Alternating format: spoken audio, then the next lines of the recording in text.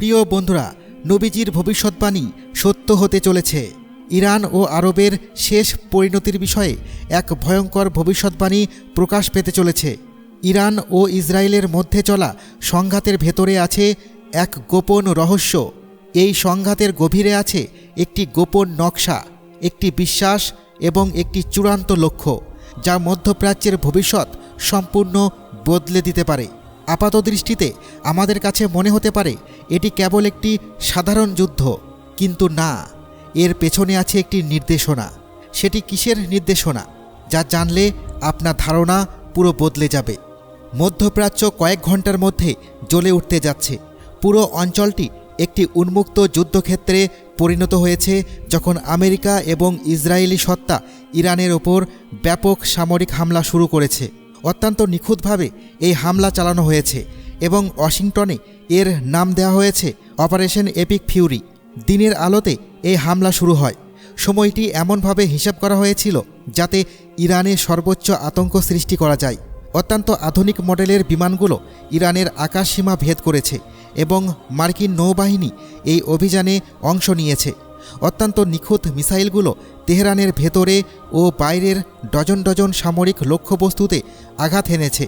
লক্ষ্যবস্তুগুলোতে এত দ্রুত আঘাত করা হচ্ছিল যে তাৎক্ষণিক কোনো পাল্টা জবাব দেওয়া প্রায় অসম্ভব হয়ে যাচ্ছিল।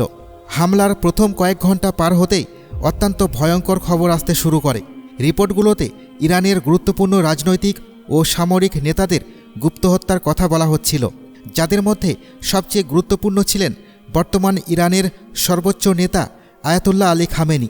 কিন্তু ইরান খুব বেশি সময় অপেক্ষা করেনি, কারণ তারা অভিযান শুরু করার আগেই ঘোষণা করেছিল, যদি আমাদের ওপর আঘাত করা হয় তবে পুরো মধ্যপ্রাচ্য জ্বলে উঠবে।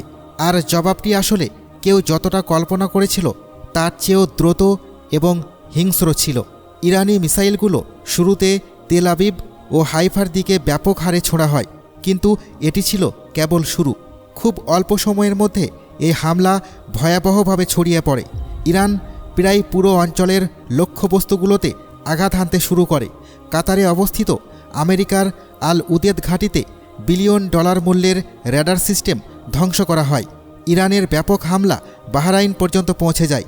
সংযুক্ত আরব আমিরাতের অত্যন্ত গুরুত্বপূর্ণ স্থাপনা ও হোটেলগুলো লক্ষ্যবস্তু হয়। কুয়েতের বিমানবন্দরগুলো ইরানের সরাসরি হামলার আওতায় চলে আসে। আর মিসাইল হামলা জর্ডান পর্যন্ত পৌঁছে যায়। হঠাৎ করে অনেকগুলো দেশ নিজেদের এমন এক যুদ্ধের ভেতরে আবিষ্কার করে যে যুদ্ধে তারা সরাসরি পক্ষ ছিল না। অঞ্চলের রাজনৈতিক মানচিত্র কাঁপতে শুরু করে এবং পরিস্থিতির অবনতি আরবদের প্রত্যাশার চেয়েও দ্রুত হচ্ছে। সবচেয়ে বিপজ্জনক বিষয় হলো, আপনি এই মুহূর্তে যা শুনছেন ততক্ষণে হয়তো পারস্য উপসাগরের অন্যান্য দেশেও এই হামলা ছড়িয়ে পড়েছে। একটি দৃশ্য সবার কাছে স্পষ্ট হয়ে গেছে। মধ্যপ্রাচ্য এক নতুন পর্যায়ে প্রবেশ করেছে, এমন এক পর্যায় যেখানে কোনো রেড লাইন বা যুদ্ধের নিয়ম অবশিষ্ট নেই। তখনই আবার প্রশ্ন উঠতে শুরু করেছে, যা ঘটছে তা কি তৃতীয় বিশ্বযুদ্ধ, নাকি আরও বড় কোনো ঘটনার শুরু? এমন সব ঘটনা যা কয়েক শতাব্দী আগে নবী মুহাম্মদ সাল্লাল্লাহু আলাইহি ওয়াসাল্লামের ভবিষ্যৎবাণীগুলোতে বলা হয়েছে। আজ যা ঘটছে তা মধ্যপ্রাচ্যের সংঘাতের কেবল একটি নতুন অধ্যায়ের নয়। ইরান এবং ইসরায়েলি সত্তা এমন এক উত্তেজনার পর্যায়ে পৌঁছেছে যা সব সীমা অতিক্রম করেছে। আকাশে প্রতিদিন মিসাইল উঠছে, বিমান হামলা হচ্ছে এবং প্রকাশ্যে পারমাণবিক হুমকি দেওয়া হচ্ছে। একটি বিশ্বব্যাপী উত্তেজনার দৃশ্য যেন বড় কোনো কিছুর অপেক্ষায় আছে। কিন্তু সত্য হলো, এই সংঘাত কেবল রাজনৈতিক বা সামরিক নয়, বরং এটি একটি গভীর আকিদাগত ও ধর্মীয় সংঘাত। প্রতিটি পক্ষ নিজেকে একটি বড় ভবিষ্যৎবাণীর অংশ মনে করে, আর এই সব কিছু ঘটছে অর্থনৈতিক সংকট, রাজনৈতিক ফিতনা এবং দিন দিন বাড়তে থাকা বিভাজনের ছায়ায়। যেন পৃথিবী একটি সম্পূর্ণ নতুন পর্যায়ের জন্য প্রস্তুতি নিচ্ছে। এখানে একটি বড় প্রশ্ন জোরালোভাবে সামনে আসে, এটি কি কেবল একটি ক্ষণস্থায়ী যুদ্ধ, নাকি বড় মহাযুদ্ধের সূচনা? আমরা যদি কেবল রাজনীতির যুক্তি দিয়ে এই পরিস্থিতি বোঝার চেষ্টা করি, তবে দুর্ভাগ্যবশত ছবিটি সবসময় অসম্পূর্ণ থেকে যাবে। কারণ বর্তমান সংঘাত কেবল অস্ত্র দিয়ে চলে না, বরং এটি এমন সব ধর্মীয় চিন্তা দিয়ে পরিচালিত যা দেশ ও সীমানার চেয়েও অনেক পুরানো। উদাহরণস্বরূপ ইরানে এই সংঘাত কেবল কোনো আঞ্চলিক শত্রুর মোকাবিলা নয়, বরং এটি তাদের ব্যবস্থার ভেতরে গেঁথে থাকা একটি আকিদার সঙ্গে যুক্ত। তাদের মতে ইমাম মাহাদির আগমনের আগে পৃথিবীকে অবশ্যই বিশৃঙ্খলা ও বড় ধরনের সংঘর্ষের মধ্যে দিয়ে যেতে হবে। এই আকিদা বলে যে বর্তমানের এই ফিতনা হলো সেই মহান ধর্মীয় ঘটনার প্রস্তুতি, একটি অনিবার্য মোকাবিলা এবং একটি চূড়ান্ত যুদ্ধ যা সেই বিজয়ী নেতার আগমনের আগে ঘটবে, যিনি বিশ্বের ভারসাম্য বদলে দিবেন। অন্যদিকে ইসরায়েলি সত্তার ভেতরে তারা পূর্ণ বিশ্বাস করে যে সময়টি ঠিক একইভাবে একটি অনুরূপ ঘটনার দিকে ধাবিত হচ্ছে।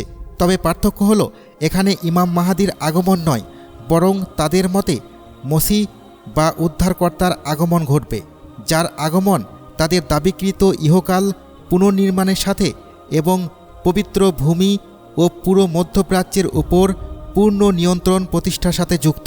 অর্থাৎ আমরা এখন এমন দুটি পক্ষের সামনে দাঁড়িয়ে আছি যারা মনে করে এই সংঘাত কেবল একটি যুদ্ধ নয়, বরং একটি ধর্মীয় ভবিষ্যৎবাণী পূরণের জন্য জরুরি পদক্ষেপ। এখানে পরিস্থিতি আরও বিপজ্জনক রূপ নেয়, কারণ আমরা যখন নবীজির হাদিসের দিকে ফিরে তাকাই তখন দেখি বিশ্বে এখন যা ঘটছে তা কেবল একটি বড় ঘটনার ভূমিকা যা পুরো পৃথিবীর রূপ বদলে দেবে। রাসূলুল্লাহ সাল্লাল্লাহু আলাইহি ওয়াসাল্লাম বলেছেন, মানুষের মধ্যে সবার আগে ধ্বংস হবে পারস্য, তারপর তার পরবর্তী আরবরা, তবে শামে যারা অবশিষ্ট থাকবে তারা ছাড়া। পারস্য বা বর্তমান ইরানের ধ্বংস আসুক বা না আসুক, তা আসবেই, তা সে বর্তমান যুদ্ধে হোক বা ভবিষ্যতের কোনো যুদ্ধে। কিন্তু সমস্যা হলো এর পরে আসবে আরবদের পূর্ণ ধ্বংস, কেবল শামে একদল টিকে থাকবে। আপনাদের আতঙ্কিত করতে চাই না। অনেক রাজনৈতিক বিশ্লেষক ও ধর্মীয় আলেম এই ধ্বংস বলতে আরব দেশগুলোর সকল শাসন ব্যবস্থার পতনকে বুঝিয়েছেন, যাতে এরপর একটি নতুন বিশ্ব ব্যবস্থা কায়েম হতে পারে। আর আল্লাহ ভালো জানেন, আশ্চর্যের বিষয় হলো আরবের দেশগুলোতে ইরানের হামলার বিষয়টিও ওহী বা ভবিষ্যৎবাণী ছাড়া নয়। নবী সাল্লাল্লাহু আলাইহি ওয়াসাল্লাম থেকে বর্ণিত একটি হাদিসে আছে, পারস্য আরবদের একবার বা দুবার নাথা বা শিং দিয়ে আঘাত বা আক্রমণ করবে, এরপর আর কোনো পারস্য থাকবে না। এখানে নাথা বা গুঁতো দেওয়ার অর্থ হলো আরবদের সাথে যুদ্ধে লিপ্ত হওয়া। আমরা যদি হাদিসটি গভীরভাবে পড়ি তবে দেখব প্রথম আঘাতটি অনেক আগেই ইতিহাসে ঘটে গেছে। ইসলামের ইতিহাসের শুরুতে আমরা দেখি যে পারস্য সাম্রাজ্য তখন পৃথিবীর অন্যতম শ্রেষ্ঠ শক্তি ছিল, বিশাল দেশ এবং ভয়ঙ্কর সেনাবাহিনী। কিন্তু খলিফা ওমর ইবনুল আল খাত্তাব রাদিয়াল্লাহু তাআলা আনহুর যুগে এমন সব যুদ্ধ শুরু হয় যা শক্তির ভারসাম্য সম্পূর্ণ বদলে দেয়। তার মধ্যে প্রধান ছিল কাদেসিয়ার যুদ্ধ এবং এরপর নেহাবন্দের যুদ্ধ। এই যুদ্ধগুলো কেবল সামরিক বিজয় ছিল না, এটি ছিল পারস্য সাম্রাজ্যের সম্পূর্ণ পতনের মুহূর্ত। ঐতিহাসিকরা তখন নেহাবন্দকে বিজয়সমূহের বিজয় বলেছিলেন, কারণ এর পরপরই প্রাচীন পারস্য শাসনের অবসান ঘটে। কিন্তু পারস্য কয়েক শতাব্দী পর আবার নতুন নামে, নতুন সীমানায় এবং মধ্যপ্রাচ্যে এক অনস্বীকার্য শক্তি হিসেবে ফিরে আসে। এটি প্রায় পারমাণবিক বোমা তৈরির দ্বার প্রান্তে পৌঁছে গিয়েছিল। এখানেই সেই প্রশ্নটি যা মানুষকে থামিয়ে দেয় এবং ভাবিয়ে তোলে, আমরা কি এখন সেই দ্বিতীয় আঘাত বা যুদ্ধের সামনে দাঁড়িয়ে আছি? বর্তমানে যা ঘটছে তা কি কেবল সাধারণ উত্তেজনা, নাকি মুসলমান ও পারস্যের মধ্যে সেই প্রাচীন যুদ্ধের মতো বড় কোনো সংঘাতের শুরু? যদি এটিই সেই দ্বিতীয় আঘাত হয় তবে ফলাফল হবে অবধারিত। এরপর আর কোনো পারস্য থাকবে না। একটি ছোট্ট বাক্য, কিন্তু এর অর্থ অত্যন্ত ভারী। নবীজি সাল্লাল্লাহু আলাইহি ওয়াসাল্লামের এই ভবিষ্যৎবাণীর উদ্দেশ্য কি বর্তমান ইরান রাষ্ট্রের সমাপ্তি, নাকি বর্তমান ব্যবস্থার পতন, নাকি সেই প্রভাব হারিয়ে ফেলা যা পারস্যকে হাজার বছর ধরে মধ্যপ্রাচ্যের প্রধান খেলোয়াড় করে রেখেছে? বিষয়টি আরও অদ্ভুত হয়ে ওঠে যখন কিছু ব্যাখ্যায় বলা হয় যে এই দ্বিতীয় আঘাতটি এমন এক মোকাবিলায় ঘটবে যেখানে আরবরা নিজেরাও অংশ নেবে। আরব দেশগুলো আক্রান্ত হওয়ার পর সম্ভবত তাদেরও পাল্টা জবাব দেওয়ার অধিকার থাকবে। তাই তারা আমেরিকা ও ইসরায়েলি সত্তার সহায়তায় ইরানের বিরুদ্ধে এক ভয়াবহ যুদ্ধ বা উত্তেজনায় প্রবেশ করতে পারে। একটি বিশাল সংঘাত যা পুরো অঞ্চলের শক্তির ভারসাম্য নতুন করে নির্ধারণ করবে। তাহলে আমরা কি পারস্য বা ইরানের বিরুদ্ধে একটি ব্যাপক আরব ইসলামিক যুদ্ধের দ্বারপ্রান্তে, নাকি গল্পের কেবল শুরু? সত্য হলো, রাসূলুল্লাহ সাল্লাল্লাহু আলাইহি ওয়াসাল্লামের ভবিষ্যদ্বাণী এখানেই থেমে থাকেনি। আমেরিকা ও ইসরায়েলি সত্তার সাথে ইরানের যুদ্ধ এবং এর পরিধি আরব দেশগুলোতে ছড়িয়ে পড়া আমাদের নিয়ে যাবে ইতিহাসের সবচেয়ে বড় ভবিষ্যদ্বাণীর দিকে। তবে এটি বলার আগে আমাদের একটি গুরুত্বপূর্ণ পয়েন্টে যেতে হবে, কারণ এটি রাসূল সাল্লাল্লাহু আলাইহি ওয়াসাল্লামের সেই মহান ভবিষ্যদ্বাণীর পথ প্রশস্ত করবে। ইরান ও ইসরায়েলি সত্তার বর্তমান যুদ্ধ সত্যিই বুঝতে হলে মিডিয়া আমাদের এখন যে শত্রুতার ছবি দেখাচ্ছে তা একটু ভুলে কয়েক ধাপ পেছনে যেতে হবে। আমরা দেখব ইরান সবসময় এই সত্তা ও আমেরিকার শত্রু ছিল না, বরং সম্পূর্ণ উল্টো ছিল। 1979 সালে বিশেষ করে শাহ মোহাম্মদ রেজা পাহলভির আমলে ইরান ছিল ইসরায়েলি সত্তার অন্যতম প্রধান মিত্র। এমনকি তারা ছিল প্রথম দিকের দেশগুলোর একটি যারা এই নক্ষত্রখচিত রাষ্ট্রকে স্বীকৃতি দিয়েছিল। তাদের সম্পর্ক কেবল সাধারণ কূটনৈতিক ছিল না, বরং এটি ছিল পশ্চিমা ছত্রছায়ায় একটি পূর্ণ স্বার্থের জাল। অর্থনৈতিক সহযোগিতা, সামরিক সহযোগিতা এবং লজিস্টিক সাপোর্ট, এমনকি ইরানের তেলও তখন নিয়মিত এই সত্তার কাছে পৌঁছাত। তখন ইরান ছিল দ্বিতীয় বিশ্বযুদ্ধের পর পশ্চিমারা যে আঞ্চলিক ব্যবস্থা গড়ে তুলেছিল তার একটি অংশ, একটি স্থিতিশীল মিত্র দেশ যা অঞ্চলে যে কোনো শত্রু ভাবাপন্ন শক্তির বিরুদ্ধে বাধা হিসেবে কাজ করত। কিন্তু 1979 সালে ইসলামিক বিপ্লব ঘটে। শাহ মোহাম্মদ রেজা পাহলভি পালিয়ে যান এবং কয়েক মাসের মধ্যে পুরো ব্যবস্থা বদলে যায়। আয়াতুল্লাহ খমেনি নির্বাসন থেকে ফিরে আসেন এবং ইরানে ইসলামিক প্রজাতন্ত্র ঘোষণা করেন। সেই মুহূর্ত থেকে পুরানো সম্পর্কগুলো প্রায় শেষ হয়ে যায়। মিত্ররা এখন শত্রুতে পরিণত হয়েছে এবং সহযোগিতা এখন উন্মুক্ত মোকাবিলায় রূপ নিয়েছে। কিন্তু প্রকৃত পরিবর্তন কেবল রাজনৈতিক ছিল না, এটি ছিল আকীদাগত পরিবর্তন। কারণ ইরানের নতুন ব্যবস্থা নিজেকে কেবল একটি সরকার হিসেবে দেখেনি, বরং এটি একটি ধর্মীয় প্রজেক্ট যার কাছে আখিরাত বা শেষ জামানা নিয়ে একটি দৃষ্টিভঙ্গি আছে।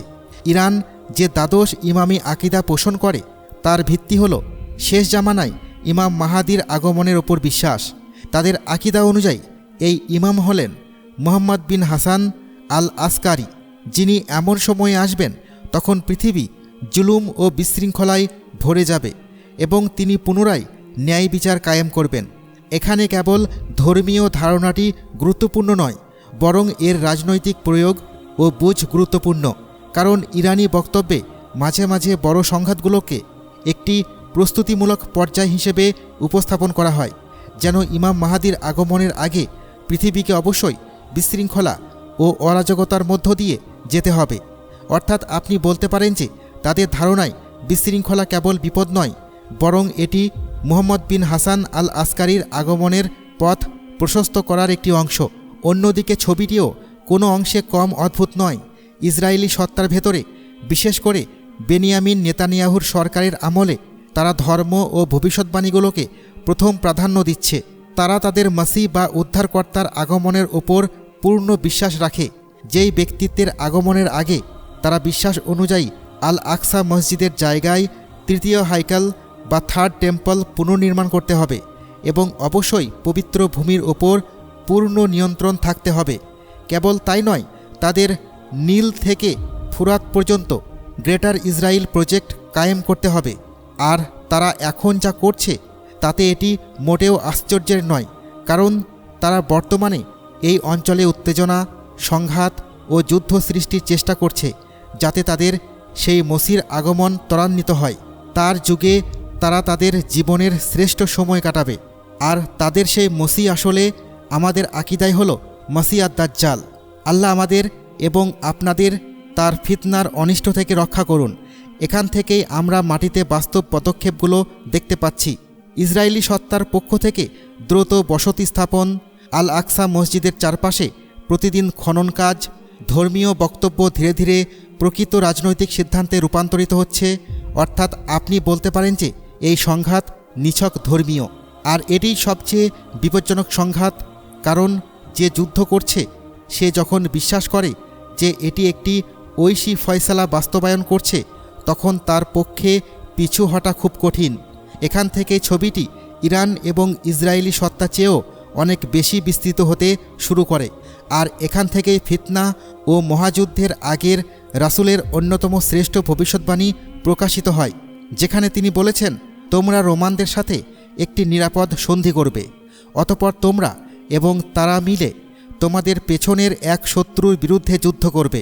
এই রোম কারা এবং সেই তৃতীয় শত্রু কারা যাদের বিরুদ্ধে প্রথমবারের মতো মুসলমান ও রোমরা ঐক্যবদ্ধ হবে? এবার একটু সতর্ক হন, কারণ আমরা এখন আসল বিষয়ে প্রবেশ করছি। অনেক আলেম বলেছেন যে হাদিসে রোম বলতে কেবল প্রাচীন রোমান সাম্রাজ্য নয়, বরং তার বর্তমান সম্প্রসারণ অর্থাৎ পশ্চিমা বিশ্বকে বোঝানো হয়েছে। অর্থাৎ বর্তমানের রোম হল ইউরোপ ও আমেরিকা।